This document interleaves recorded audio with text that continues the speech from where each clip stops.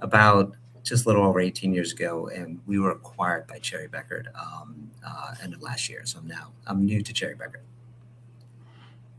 No, that's it's been quite the journey. I've learned a lot from you and your journey and just what you're seeing, and you've been a great partner to us as well. One thing I'd encourage the audience to do, it's rare that we can always have somebody like Alex with us, and so I'd encourage you as we go, please use the chat. We do stop. We do take your questions. Feel free to drop those in as we get into it.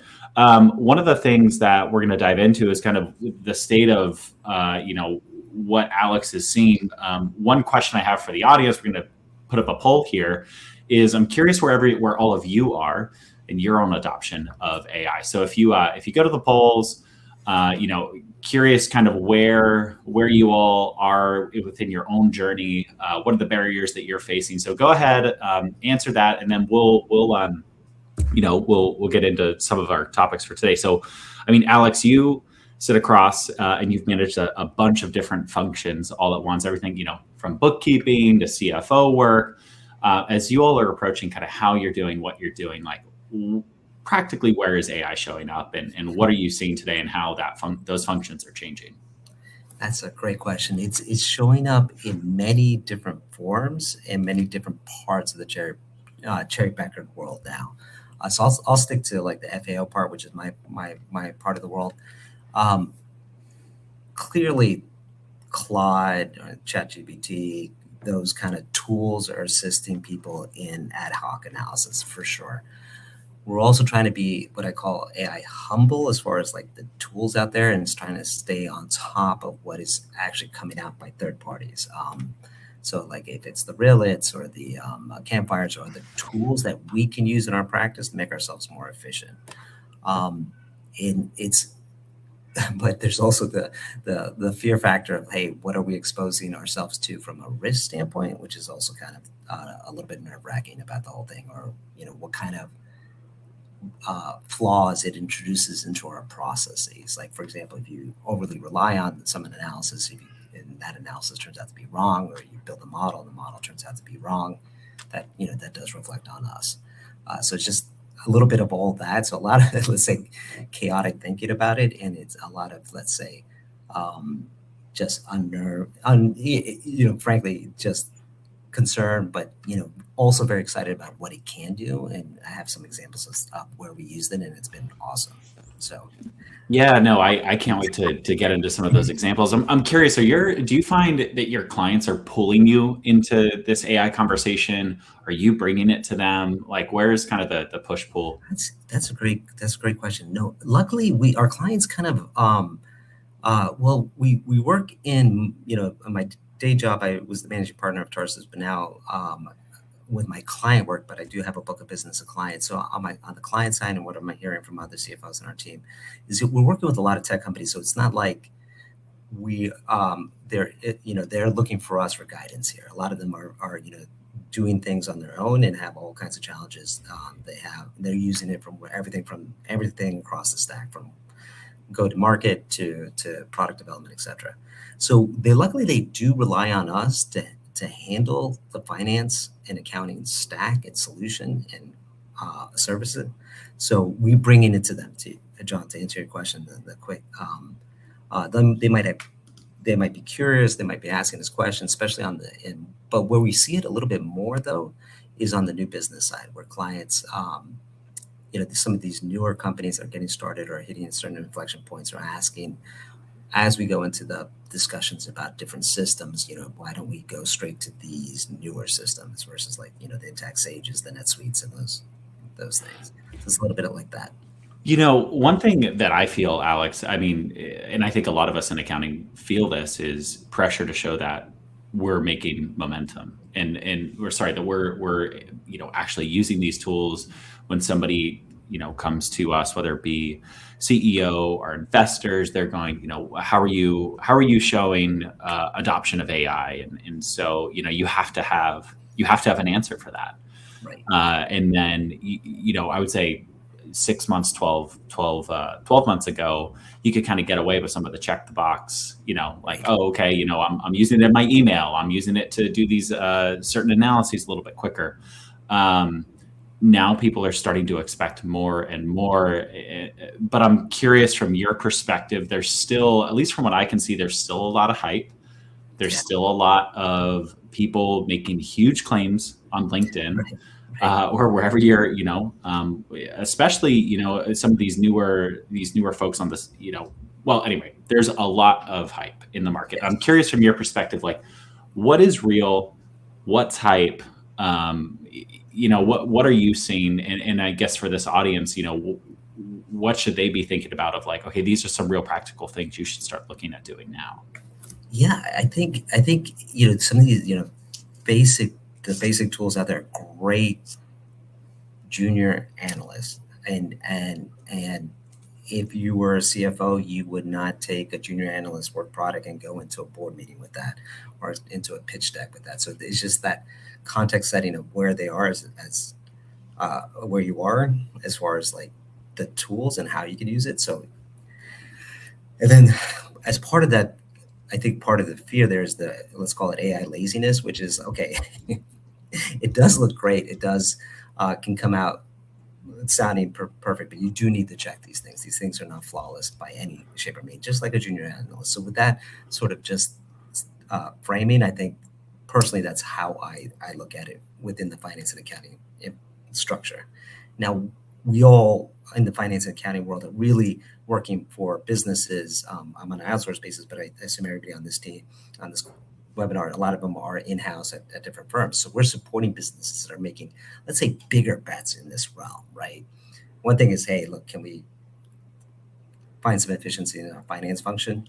But much more important to these companies is like, how do we assist them in making the decisions about how they use it across, the product development or go-to-market, and how we measure success in that. And that's hard. That is really hard. So a lot about, just the basics of just, hey, you can't make any decisions unless you're tracking. It's just making sure you're tracking separately your token costs and the different elements of the cost structure and how that is changing over time, so you can sort of build that into your forecasting, pricing, etc. We find that part is probably kind of the more mission critical stuff, and we can be as helpful to our clients and or any finance and accounting person within those organizations, be helpful to the organization and making those decisions, if that's helpful. No, that's super. One thing you mentioned a little bit ago, Alex, and I kept thinking about it was, and even you just mentioned this now with the concept of like a junior analyst. People always had to show like prove out, okay, I can stand behind this number. And I could never, let's just say I was on your team, Alex, you had just hired me. I could never imagine coming to you and saying, well, Alex, Excel gave me this number and here's my number. And I just feel like people need to start thinking about that with AI. You can't like go to your person and be like, oh, well, Claude gave me this or Excel gave me. It's like, no, you have to explain it. Like you have to be able to stand behind the number. And it's really, really important that you kind of understand how those numbers were generated. Just like, you would train kind of a junior analyst on like, okay, these are how the numbers work, stuff like that. Here's how you stand behind it. Here's how you explain it. Like same thing with AI. Yeah, totally agree. That's a great point. And sometimes, it's what's it built on too, is like the data. There's a really important, this gets to the data level, like what is it looking at? And if that's structured in a way that's is consistent and clean, which is what finance and accounting has always struggled with, right? And there's some great tools out there that can help with that, but like that's fundamental too as well. Like you got to have the good data for it to extrapolate, and you don't ever trust. I mean, we're both old enough to know about work papers and binders and the good old days when I used to check them in and out, Alex. It was like I was really nervous every time I had to sign my name to check out work papers. It was I had to go down to the file room, I had to walk over, sign my life away, and I knew if I ever lost those work papers, it wasn't good. I used to, sweat. Yeah, it's a little scary. It is a little nerve-wracking to think of like, is Claude checking out my work papers and who has copies of those and where are they going? So you do need to be thoughtful about access and all of that. We do have the, I want to shift a little bit here, but just to recap some of the poll as to where some of you are, 18% of you are just getting started on it. Honestly, it's like a mixed bag across everything. So almost a quarter of you are just getting started. A quarter of you are casually using this in day-to-day tasks. A quarter of you are starting to pilot AI specific workflows. And then a quarter of you are actually, AI is embedded into how we do our work. If any of you are, interested in sharing in the chat kind of some of the workflows or things that you're finding really practical, I'd love to share that with the audience here. Alex, from what has actually changed in how you all are doing your work, I'm curious, can you share a couple examples of what has actually changed? And I'm excited too to start showing people, we have a couple demos that we'll get into here in just a minute. But yeah, what's actually changed in your day-to-day or your team's day-to-day? Yeah, just some examples. I think on the FP&A side, it's been immeasurably helpful. It gives you such like a great analyst to sort of point and to figure things out. I was just going to give an example. We worked with this new type of business that I had never worked with before. It was a B2C company that's in the free to rip, buy and collect digital card business. I didn't even know what that was. So I'm like trying to wrap my head around it. So free to rip. I'm like not actually ripping open I still remember the thrill of opening Pokemon cards when I was young. So this is like, I don't have anything physical to rip. I can like digitally rip these cards and and it's mine. It belongs to me. Well, that was the interesting permutation on this business model, which because that's what I defaulted to was like, hey, the old baseball cards or the old, Pokemon cards that I used to get my kids, etc. But no, this one, it's once you rip, you can buy. You have to decide whether to buy or you lose. And you had like, I don't know, like 20, I think a minute to make that decision. And that sort of adrenaline kind of moment is what drives kind of the behavior part about this. So what was fascinating to me was, that if you could think about it from a model standpoint, that sounds like relatively easy to you have this event, do they buy or they don't buy? That's revenue. But really what and Claude helped me figure this out was how do you measure how people behave over time? And that kind of cohort analysis and retention economics is so different in these worlds because it's divvied up into like three classes of users, and you have your whales, the minnows, and your average bear. But the high power users retention tends to stabilize. The longer you're a client, the less likely you're to churn. Versus like a traditional SaaS model, it's kind of a linear sort of decay in your revenue base, right? As people churn. This is the exact opposite. So it kind of logarithmically declines. And that difference between a constant churn and that logarithmic decline can be up to 60% of the tail revenue. So massively important to this business model, which I did not know anything about. So Claude figured, and the great thing about it too is that, like a lot of people on this call, I needed to see the math. And specifically, I needed to see it in Excel, right? Nothing exists in this world if it's not in Excel. So I had it build those kinds of different retention dynamics and compare the two, and I could look into the cells and see the math, and that's how I got to understand it. How would you have done this in the past? Because I mean, when you're talking about, don't get me wrong, I was pretty dangerous. I still like to think I'm pretty dangerous with Excel, even Google Sheets, which is like, it's a little bit like breaking religion within, the Excel passionate folks. But like, how would you have done this in the past? How would you have modeled this type of business in the past? Frankly, we probably would have modeled it poorly. We probably would have figured somebody on the team, we're about, my group within Cherry is about 180 people. We got about 15 people in FP&A and a handful of CFOs. I would have gone out to them and said, hey, and I did talk to somebody who had worked on something similar, but wouldn't have picked up this super important dynamic and retention. So we would have, frankly, to be honest, because of our lack of experience specifically in this sector, we would have modeled it poorly.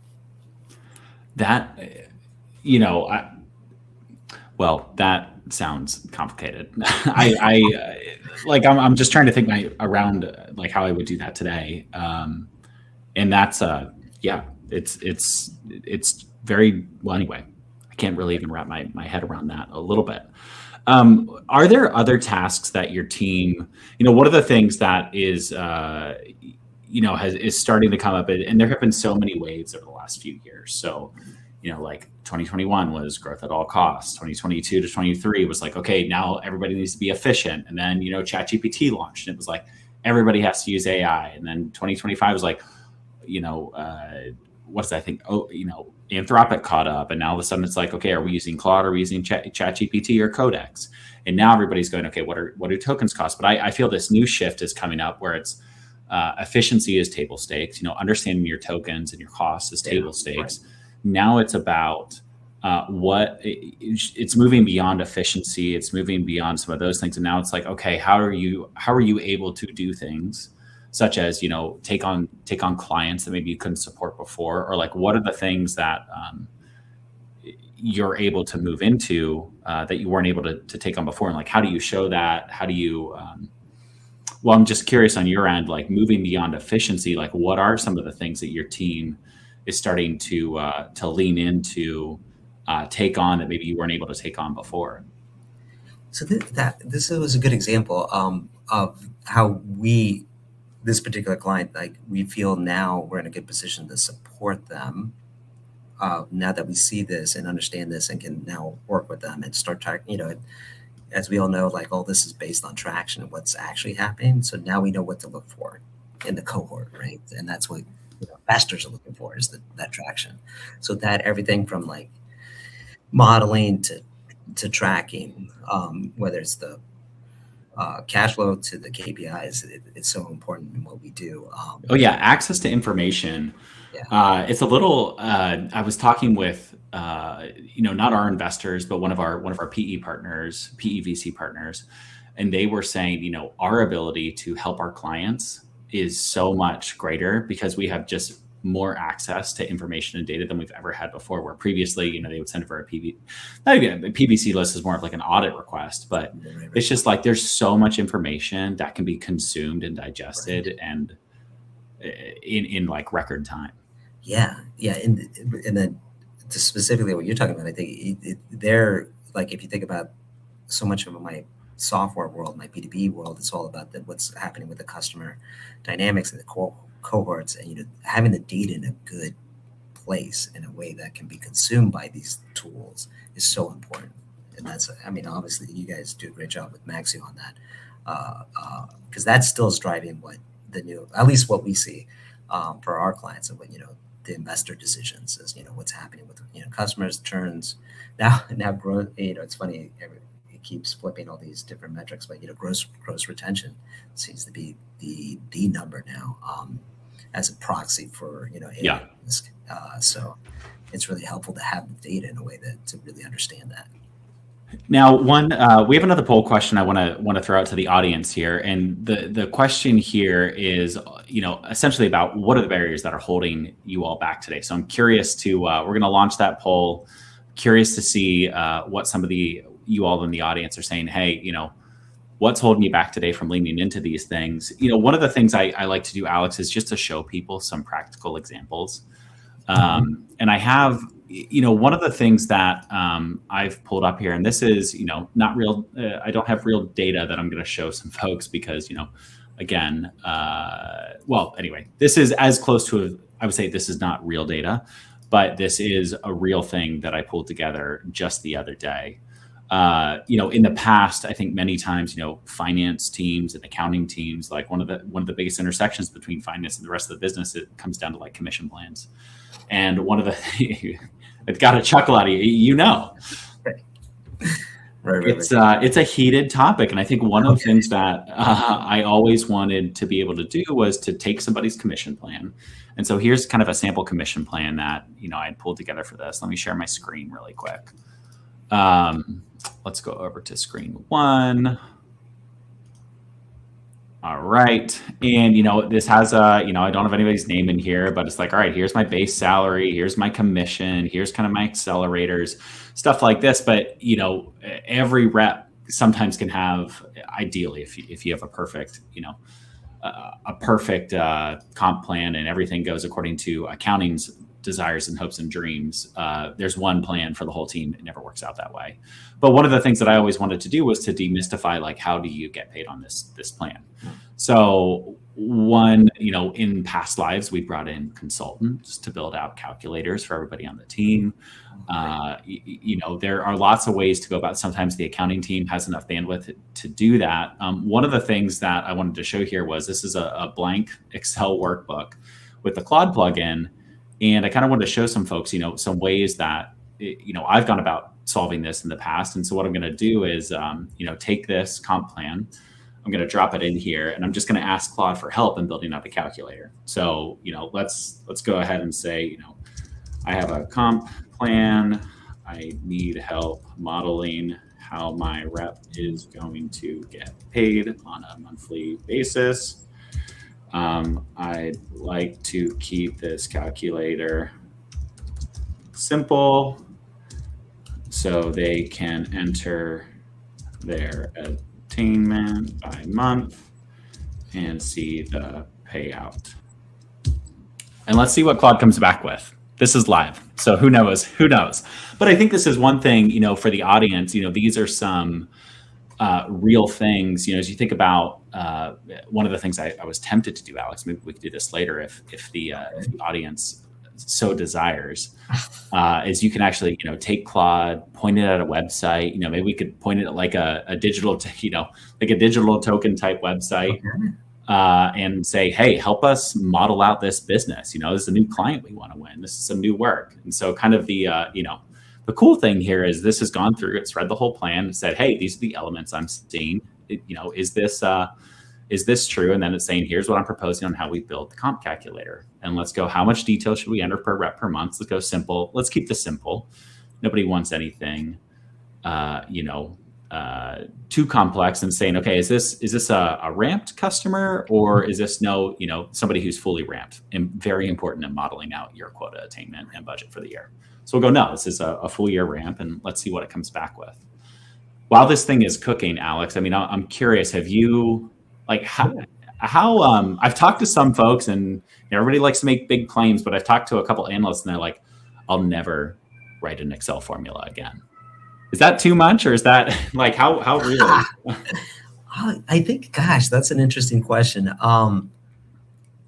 There's a certain amount of like, in FP&A, and I used to do banking too prior. There's nothing worse in the world than getting another person's model, right? It's so hard to validate a model if you don't understand it, right? So I'm kind of leaning to the answer to that question is no, that I do want to, me and my team to use this as a tool, but not to use it as a replacement. But hey, I could be wrong about that. Go ahead. What's fascinating about this too is like so much of what we do is based on these assumptions, whatever, like everything about this, you want to know, is this a good plan? Like specifically, if you're dealing with this issue and you're CFO at a particular client, you want to make sure that you get this right. The compensation plan is what's super important, really helpful to have your people pointing in the right direction and super excited about selling, right? So the next question is this comparable to other companies in this stage in the market? And that's another element where Claude can be really, really helpful, or other tools can be really helpful. It's just benchmarking. And so much of what we do in finance and accounting is tracking things and then comparing how we're doing versus like benchmark, right? We know what the gross retention should be. We know what net retention should be. So if we can calculate our own, we want to see where we fall, for each one of our clients fall. And that can be where these tools can be super, super helpful too. Oh, now we do. Jack is stirring the pot here in the comment section. Oh. Jack, I appreciate your comment here. Jack had a comment saying everything's pretty much fun and games until you run out of tokens. Right. As this is building out here, I mean, I'm curious. I'm going to allow this to keep going. I'm curious, Alex, like has tokens come up for you all? Like how do you kind of control the token conversation? Yeah, so right now within Cherry, it is still pretty restricted, and that's we are a top 20 tax and CPA firm, so we have that culture where it is a bit restricted. So, but personally, we do have individual accounts, corporate accounts, and individual monitoring of those. And I've had issues. To Jack's point, I've had issues. Hysterically, one time I had it building a deck for me where I was giving a presentation to some people on some KPI analysis, and I was using Claude, and I ran out of tokens right on my last iteration. So I don't know if that was when you run out of, I mean, Alex, you have a pretty senior role in the in the firm, and so I'm curious, when you run out of tokens, who do you have to go to get more tokens? Well, I because like you said, I could acquire the new tokens and I really needed them. So okay, sorry, yeah, my bad there. I missed that point. Okay, I can go acquire new tokens. Others within the firm might have that a separate issue, and that could be a real problem, right? Yeah, I think to Jack's point, I think so much of this we don't yet know the true economic cost of these tools, right? So much is being is still in flux. Yeah, that's here we'll a couple things that just came in here. So now we actually have, and I hope this is helpful to some of the the folks here. But we actually have assumptions here. One of the cool things with modeling best practice is to call out your assumptions with blue cells, so hey, my annual quota is 1 million. Here's my base salary. Here's the different ratios, stuff like that. My OTE. And now my rep can actually model in, what's my, my net ARR for the period. And one of the things I really appreciate about using Claude within Excel is I can actually trace the formulas. Mm-hmm. So I can click in, I can actually see, where are these things pulling from, and it makes it very easy to, understand how the calculation was built. And then, sometimes Claude likes to get a little crazy and it uses maybe nested index match formulas. I actually find that some of these models are pretty good at keeping the formula simple, but you can actually prompt it to keep the formula simple. And you can say, I prefer using sum, if, X lookup, whatever it is, and it will keep it simple so that you can understand it. And then if you have the formulas, you can always, you can take it and modify it according, you can actually drop somebody else's model into Excel that has formulas, and you can very quickly understand, prior models and demystify that, make it your own, to your point. When I left a company, one of my companies, the first thing they did was they threw out my 50 megabyte FP&A forecast. It was a beautiful piece of art. I'm very sad about it. But to your point, nobody wants to use somebody else's model because it's very hard to explain. Right. Hopefully this is pretty, this is helpful to some of the people in the audience here. I want to go back to the poll here, which just came in. And, what is the biggest barrier to doing more with AI in your finance function? Trusting the accuracy. About a third of you said trusting the accuracy of the output. I feel that for sure. Protecting sensitive data. About 10% of you said that. Not knowing which tools are actually ready for real work. I want to come back to that one in a minute. Honestly, the biggest barrier so far is time or bandwidth to experiment. Alex, you manage a team of hundreds of people. Like, how do you handle, and all of your, I'm sure everybody there is, utilization and making sure that everybody's working on valuable stuff is super important. Like, how do you think about encouraging your teams to take the time to experiment or having bandwidth to experiment? Like, how would you, how do you think about encouraging folks to dive into this? So we set up a team headed by a gentleman on our team called Andrew Miller, who was responsible for innovation, right? He was the one who was going to come up with the use case, do the testing, do the pilots, and then come back to the rest of the group. And we are very close to signing a pilot, and this is where we are in our journey. We're just getting started, right? So we're about to start a pilot with one of the AI tools, GL packages, to use to try that out for a client engagement. So that's kind of where we are. So we're not using it a ton in native workflows, like, hey, doing the month end close or anything like that. It's more ad hoc, like, hey, for example, we had a new client. They had some loan schedule, 2 loan agreements. We needed some loan schedules. That was super easy. You plug it into into Claude, tell me what they summarize these 2 loan agreements, and bill me, to amortization schedules, stuff like that. Just kind of speeds, ad hoc kind of things, but it's more on that, frankly.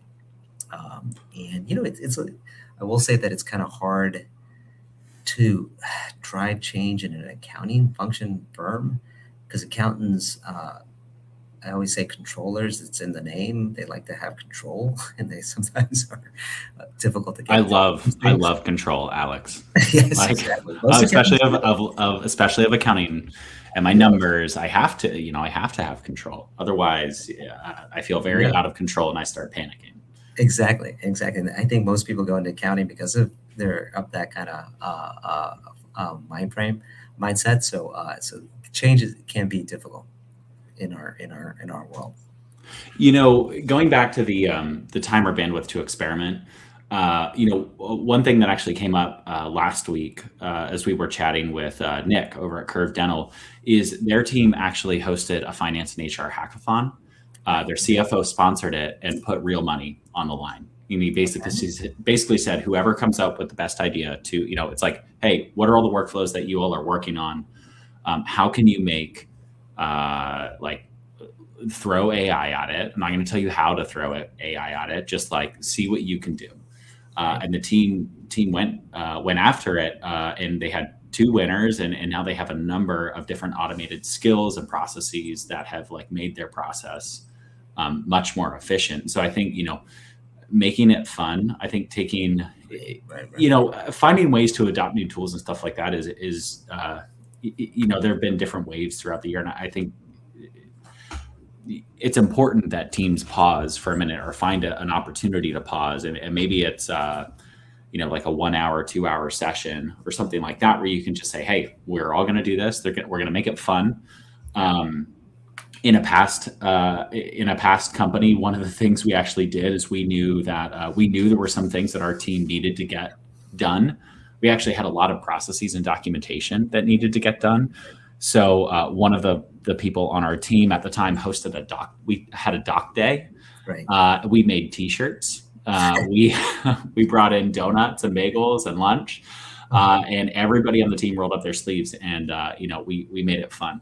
I think that's one thing that people in the audience here could think about is how do you make it fun? How do you, especially if you're leading the team, how do you take a minute to pause and to think about how do you, if your team is, slammed, nobody has time, how do you kind of take an intentional period of time just to roll up your sleeves and get comfortable with these tools?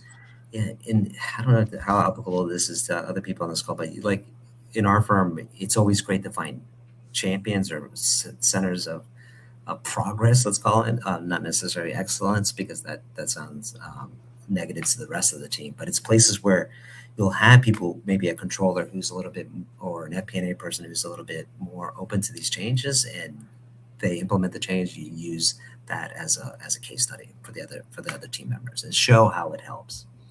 We certainly have done that prior to AI repeatedly. And that's been helpful to us, is just finding these kind of champions, and then land and expand with progress. Now, one of the other questions within, or one of the other poll questions was trying to figure out what tools are actually ready for real work. Alex, I feel like you all, as accounting firms in general, we work with a lot of them. We hear that they get pitched by new tools all the time. How do you go about figuring out which ones are real, they have real depth?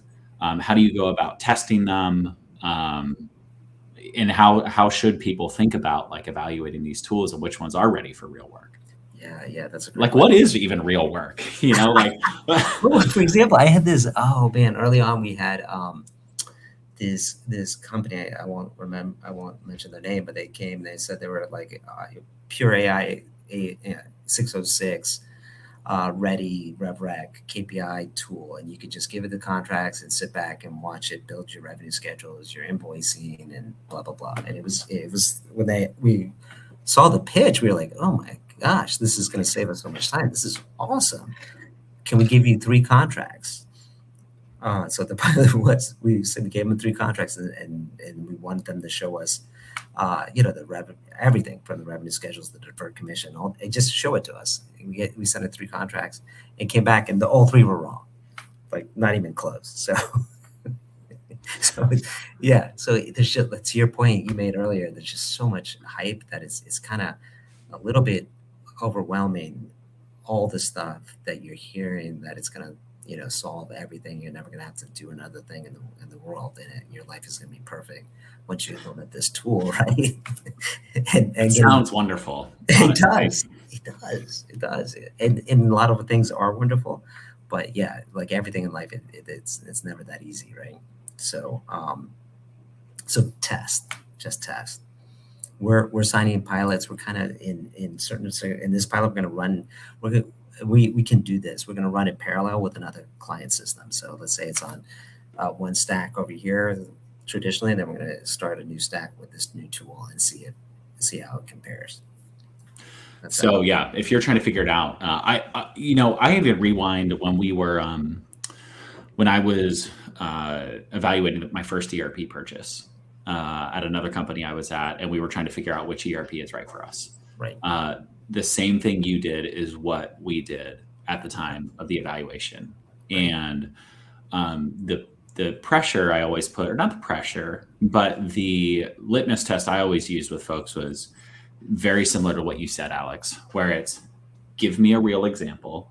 Like, here are my 3 contracts, and I want you to show me live how you would process this. And I think that is the key thing for, I think, this audience is show me live, and you show me.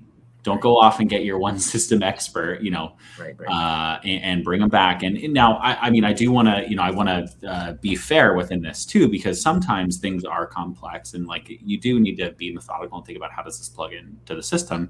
So, let's have there's some grace there, but having somebody actually show you live how it works, whether or not it gets it right, if it flows through the system, and then after it gets through the system, like how do you actually handle, a change or modification or something maybe that comes up. Maybe it's not the ideal workflow, but it's something that doesn't come up out of the ordinary. Exactly. It's not just like some random thing off to the left field, but like, okay, how do you actually handle this? And I remember it was very easy for us to figure out who could actually handle our business and who couldn't, because we used real life examples. And I think now more than ever, that's a really good, you can figure out pretty quickly which is real, which isn't. Totally agree. But you kind of also need to come up with, hey, here are the 10 to 20 most important things for us as we're evaluating these tools. That, I think, is key, is understanding, like, what are you trying to solve, right? Because this is going to be difficult. No new system, no new process is going to be easy to implement and change. So it's really focusing on that. What are you trying to solve? Is it whatever revenue recognition processes? Is it the cash, the close the cash cycle? Whatever it is you're trying to solve, the KPIs, whatever. Just fully understanding that, and thus make sure that is your rubric for how you evaluate these new tools.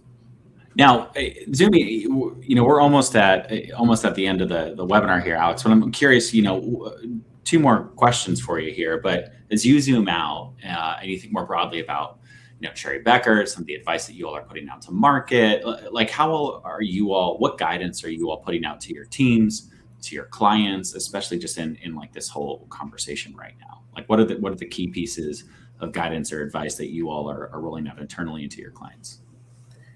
That's great question. So I think I like to call it being AI humble, meaning that there's a lot of capital being deployed in this world, right? And there's a lot of people, and very smart people, trying to do lots of things.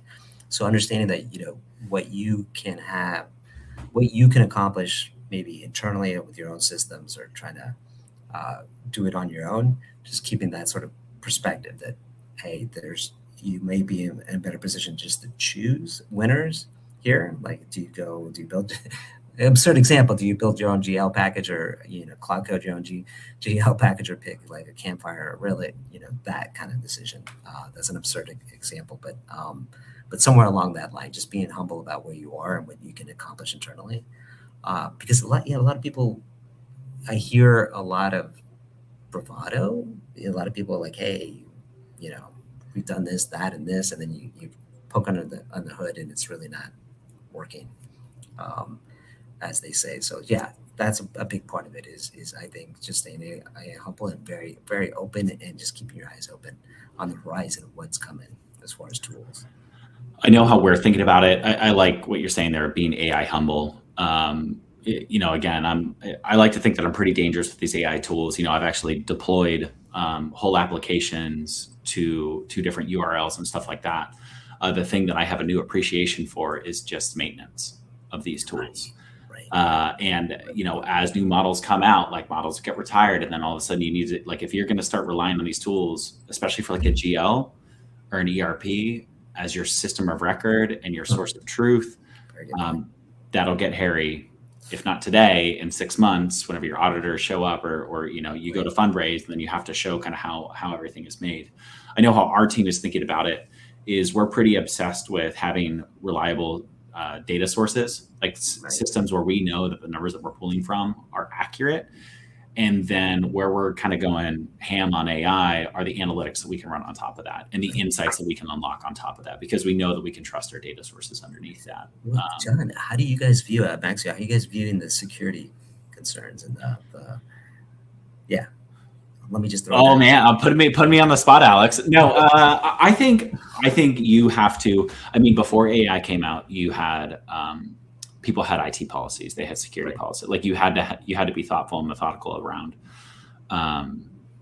just protecting data in general. And so I think that hasn't changed at all. And within our own our own team, whenever you're connecting to those sources of data, like you still have to have access to those. Like, you can't necessarily go and access certain confidential things within like your HR system unless you have a login to the HR system or something like that. I think the thing for teams to be thoughtful about within IT and sharing data that may be sensitive or confidential, whether it be like company data, employee data, stuff like that. I think it's just a whole lot easier now to Control C, Control V your spreadsheet or your output. And the iterate and like making sure that you're cognizant of like where those data sources are going, especially in the world of accounting and finance. Hopefully you're still being methodical and protective around that. I've heard with other businesses, I think there's a real big, you need to be thoughtful and methodical about it, but then you also don't want to be so restrictive that you're actually holding back your team's ability to lean into these tools. Like one of the things that I like to think about is, I like doing woodworking on the side. I haven't done it in a few years, but where I had my three kids, I got a 5-year-old, a 3-year-old, and an 8-month-old. So time is lacking these days. But it's like somebody kind of dropped all these new fancy shiny tools that are way better than the tools I had in the past. Just I don't have an instruction manual, and I need to be experimenting and using these tools because what I can create is so much more powerful. So I think there's a happy middle ground within IT security postures. If you haven't spoken to your CTO or your CIO or the person, maybe you are small enough and you don't have those positions. Well, whoever kind of like governs your data and infrastructure and systems, like you should be thoughtful and methodical and at least be communicating with them on like, how do we be mindful and protective of who has access to this stuff? What can they do? What can they access? Where can they ship the data? And you probably should be thoughtful and have a policy and some training. It doesn't have to be over-engineered, but that's how, I think about that stuff. It's very well put. All right. Well, I didn't know about this woodworking side. What's your proudest achievement on the woodworking side? Oh man. What is it? Cutting boards is a go-to. Okay. I do like cutting boards. Cutting boards is like the gateway entry into this whole thing, because I think the skills, oh my goodness, I feel like I'm like, oh, here's what woodworking taught me about AI. Well, No, but John, this is a good fallback if the AI takes over everything. This is great. I'll send you my Etsy shop as soon as I roll it out. Okay, fantastic. But I think it's one of the cool things about that is like to build a good cutting board, you need to figure out how to, there are lots of things you can build anything with woodworking, but you need to figure out how do I get a board straight, plane, 90 degree, 90, 45 degree angles, get everything, cut properly, and to be able to have like a very nice looking cutting board. If you can get that down and get your lines straight, get no gaps in between that, you can build a desk, you can build a table, you can build whatever, because it's the same skill set that you have for building a tiny cutting board is the same type of skills that you would use on like a larger project. Okay. It comes back to like some of these basics, and that's how I think about AI too, Alex. I couldn't resist it. Way to nail it. Way to land the plane, John. Oh my goodness. All right. And yeah, now we can watch our audience numbers drop off because of that. No, I'm kidding. I hope that was helpful for all of you as well. But I do think starting small, you build skill sets. And I do think like I am, that this is also what I encourage my team to do too, is start small, because you don't underestimate how the small things allow you to do much, much larger and meaningful and impressive things down the road. Alex, I very much appreciate you dialing in from Chicago, spending time with us. Do you have any final parting words of wisdom for people tuning in right now, or who maybe watch the replay down the road? Oh yeah, just be curious, keep talking, joining webinars, and just hearing what other people are doing. There's a lot of experimentation, a lot of people doing really cool stuff. So yeah. Awesome. Well, thank you again. Very much appreciate you taking time with us. My pleasure. And hope you have a safe trip back home after your time in Chicago. Thank you. I look forward to getting a cutting board as a gift. Oh, yes. Once I get sleep again. So yeah.